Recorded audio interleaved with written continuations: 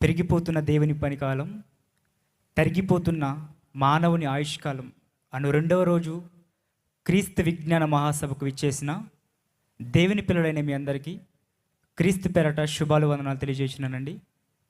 నాకు ఈ గొప్ప అవకాశాన్ని ఇచ్చినటువంటి కన్నతండ్రికి మొదటగా కృతజ్ఞతలు తెలియజేస్తున్నాను. అలాగే ప్రసన్న డాడీ గారికి కూడా ప్రత్యేకమైన వందనాలు తెలియజేస్తున్నాను. వేదిక మీద ఉన్న దైవజనులందరికీ ప్రత్యేకమైన వందనాలు తెలియజేస్తున్నాను. నాకు ఇవ్వబడిన ఈ కొద్ది నిమిషాల్లో ఈ మహాజ్ఞాన గ్రంథంలో నుంచి శాస్త్రపరమైన ఒక విషయాన్ని ఆలోచించే ప్రయత్నం చేద్దాం. ప్రియమైన దేవుని వర్లారా, నేడున్నటువంటి శాస్త్ర ప్రపంచం ఎంతగా అభివృద్ధి చెందిందో పాఠశాలకు వెళ్ళే ఏ పిల్లవాడిని అడిగినా అర నిమిషం ఆలస్యం కాకుండా సమాధానం చెప్తాడు. ఏంటా సమాధానం అంటే సైన్స్ అండ్ టెక్నాలజీ ఈ ప్రపంచాన్ని ముందుకు నడిపిస్తుంది.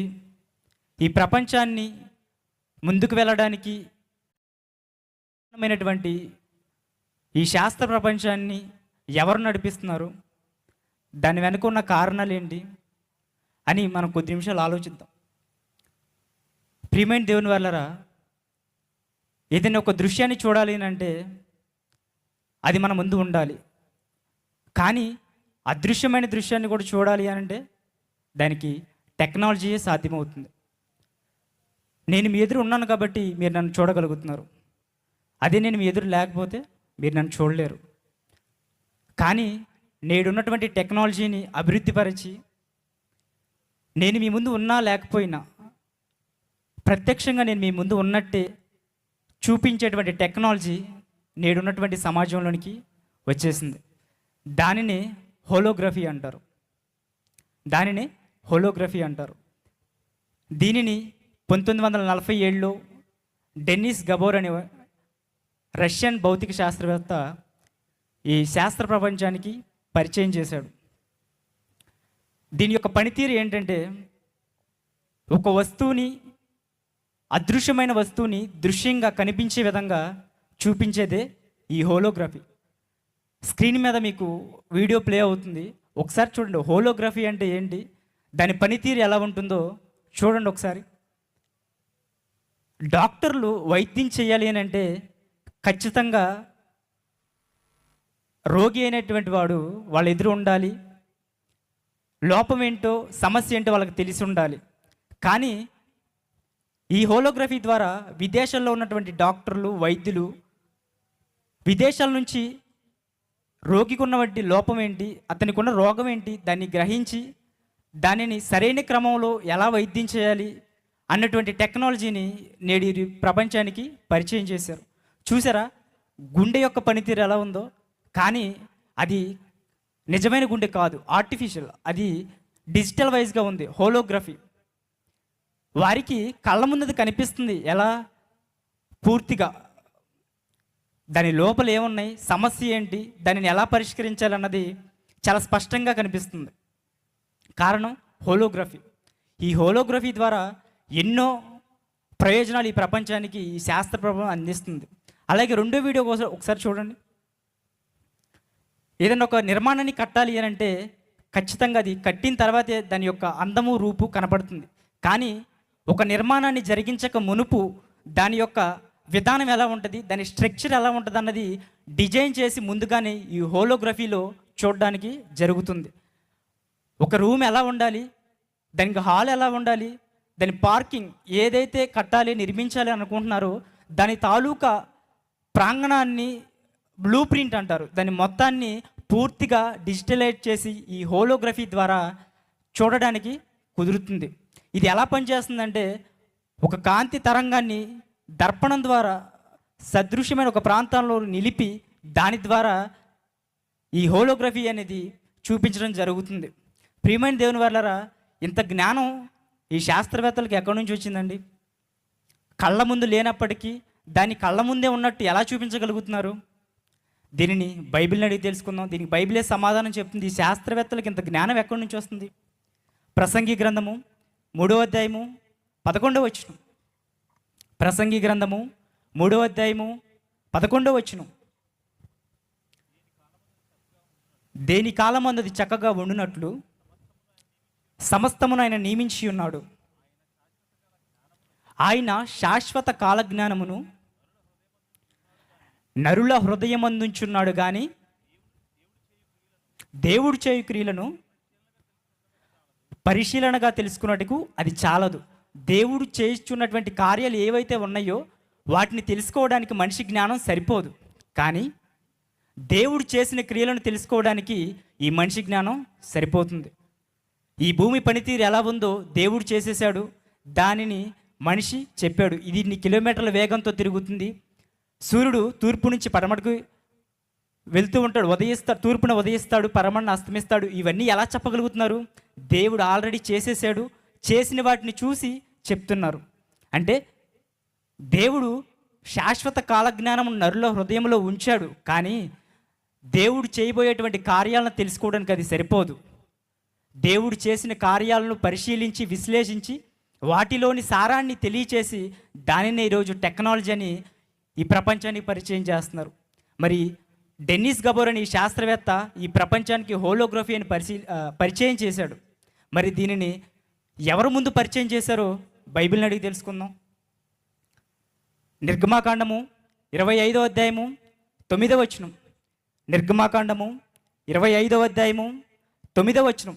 ఈ శాస్త్ర ప్రపంచం హోలోగ్రఫీని ప్రపంచానికి పరిచయం చేయక మునుపే ఈ హోలోగ్రఫీని ఎవరు ముందుగా పరిచయం చేశారు, ఎవరు దీన్ని ఉపయోగించారు అన్నది బైబిల్ని అడిగి తెలుసుకుందాం. నిర్గమాకాండము 25వ అధ్యాయము 9వ వచనం. నేను నీకు కనపరచు విధముగా మందిరం యొక్క ఆరూపమును దాని ఉపకరణములన్నిటినీ రూపమును నిర్మింపవలెను. ఈ మాట ఎవరితో చెప్తున్నారండి? తండ్రి అని దేవుడు మోషే గారితో చెప్తున్నాడు. 430 సంవత్సరాలు ఐగుప్తులో బానిసత్వం నుంచి విడిపించి ఎప్పుడైతే కానాడు ప్రాంతానికి ఈ అరణ్యాల్లో ఉంటారో దేవుడు తన ప్రజల మధ్య నివసించడానికి ఒక ప్రత్యక్షపు గుడారాన్ని నిర్మించాలని ఆశపడతాడు. నేను మీ మధ్య ఉండాలి, నేను మీతోనే ఉంటానని చెప్పి మోషే గారికి ఒక ప్రాజెక్ట్ ఇస్తాడు, అదే ప్రత్యక్షపు గుడారం. దాని గురించి ఏం చెప్తున్నాడు ఆ మాట ఒకసారి చదవండి. నేను నీకు కనపరచు విధముగా. ఏం కనపరిచాడు? ఏమి కనపరిచాడు? దేనిని చేయమని చెప్తున్నాడు మోషే గారికి దేవుడు? దానికి సమాధానం నిర్గమాకాండము 25వ అధ్యాయం 40వ వచనం. నిర్గమాకాండము 25వ అధ్యాయము 40వ వచనం. కొండ మీద నీకు కనపరచు విధముగా, కొండ మీద నీకు కనపరచబడిన వాటి విధమును బట్టి వాటిని చేయుటకు జాగ్రత్త పడుము. కొండ మీద ఏంటండి? మోషే గారికి 40 రోజులు సీనాయి పర్వతం మీదకి పిలిచినప్పుడు దేవుడు చెప్తున్న మాట ఏంటంటే, నేను నీకు ఒక ప్రాజెక్ట్ ఇస్తున్నాను, దాన్ని నువ్వు చేయాలి. మరి దాన్ని చేయాలంటే నీకేముండాలి? జ్ఞానం ఉండాలి. మరి మోషే గారు ఏమన్నా బిల్డరా? కాదు. ఏమన్నా ఆర్కిటెక్చర్ని తెలిసినవాడా? కాదు. మరి అలాంటి వ్యక్తి ఒక ప్రత్యక్షపు గుడారాన్ని నిర్మించాలి కొలతలతో సహా అంటే ఎలా సాధ్యమవుతుంది? ముందుగా దాని తాలూకా ఏదన్నా ఒక పోలిక ఉండాలి, ఒక ఎగ్జాంపుల్ చూపించాలి. నాకు పలానా విధంగా పలాంది కావాలని చెప్తే దానిని బట్టి చేయడానికి పని సులువు అవుతుంది. మరి మోషే గారికి దేవుడు ఏం చూపించాడు? నిర్గమాకాండము 26వ అధ్యాయము 30వ వచనం. నిర్గమాకాండము 26వ అధ్యాయము 30వ వచనం. అప్పుడు కొండ మీద నీకు కనపరిచిన పోలిక చొప్పున అంటే దేవుడు కూడా మొట్టమొదటిసారి సీనాయి పర్వతం మీద మోషే గారికి ఈ హోలోగ్రఫీని అనేది ప్రజెంట్ చేశాడు. ప్రత్యక్షంగా లేనిటువంటి ఒక గృహాన్ని, ఒక ప్రత్యక్షపు గుడారాన్ని మోషే గారికి కళ్ళకు కట్టినట్టు చూపించి దానిని ఎలా నిర్మించాలి, దాని కొలతలు ఏంటి, దాన్ని ఏ విధంగా నిర్మించాలని దేవుడు మోషే గారికి మొత్తాన్ని చూపించాడు. ఒకసారి ఆ వీడియో చూపించండి.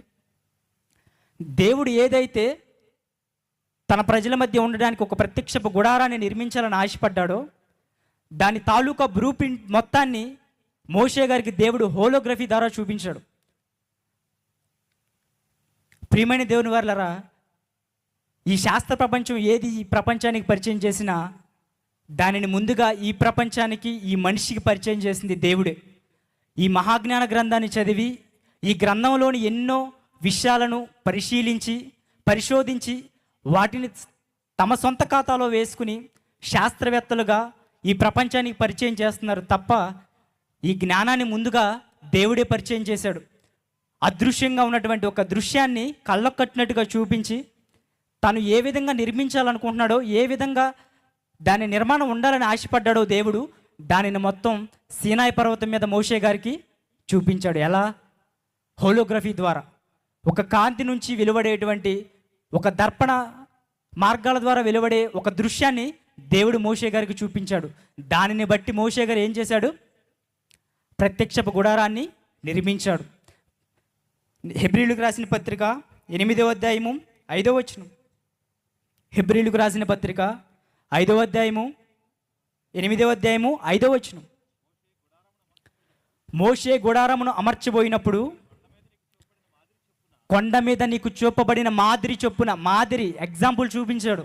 ఎలా ఉండాలి, ఏం చేయాలి, దాని కొలతలు ఏంటి, దాని నిర్మాణం ఏంటి, దాని విధి విధానాలు ఏంటి అన్నది సుస్పష్టంగా దేవుడు హోలోగ్రఫీ ద్వారా మోషే గారికి చూపించాడు. కాబట్టే దేవుడు చెప్పిన విధంగా మోషే గారు ప్రత్యక్షపు గుడారాన్ని చేయడానికి పని సులువైంది. అందుకే చెప్తున్నాడు, నేను చూపించిన పరికరాలు, వస్తువులు ఏవైతే ఉన్నాయో వాటన్నిటినీ చేయుటకు జాగ్రత్త పడుము. అలా జాగ్రత్త పడి చూసి దాన్ని నిర్మించాడు. కాబట్టి ప్రత్యక్ష గుడారం దేవుడు అనుకున్న విధంగా ఏర్పరచగలిగాడండి. మరి ఈ ప్రపంచానికి హోలోగ్రఫీని మొదటగా పరిచయం చేసింది ఎవరు? దేవుడేనండి. ఈ ప్రపంచానికి ఏది మొదటగా పరిచయం చేసినా అది దేవుడి నుంచే తప్ప శాస్త్రవేత్తలు కాదు. ఈ ప్రపంచంలో ఏది మొదటగా తొలుగా ఈ ప్రపంచానికి పరిచయం అయినా అది దేవుడి ఖాతాలోనే ఉండాలి, దేవుడు జ్ఞానమై ఉండాలి తప్ప మనుషుల జ్ఞానం అయితే కాదు. ఇప్పటి వరకు ఓపికగా విన్నటువంటి మీ అందరికీ నా ప్రత్యేకమైన వందనాలు తెలియజేస్తున్నాను అండి. Thank you.